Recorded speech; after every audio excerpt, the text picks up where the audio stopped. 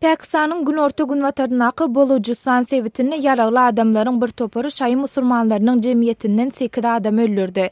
Hüjüm welaýatyň merkezi şäheri Quetta-nyň etegine ýüze çykdy. Ýaragly topar awtobusyň içindäki adamlara hüjüm etdi. Pakistan'daky şaýlara garşy amala aşyrylan hüjümleriň jogapkärçiligini odalky şeýle wakalarda Lashkar-e Jangwy topar öz üstüne alypdy.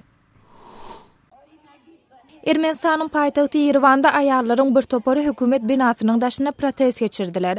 Demonstrantlar gowrullyk sebäpli dynjalyşa çykanda berilýän ýeňillikleriň azaldylymagyna garşy çykdylar.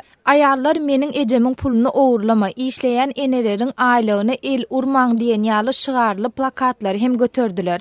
Täze kanuna görä gowrullyga çenli 3 ýyl işlemedik aýallara goý berilýän aýlyk tölegler kemeldiler.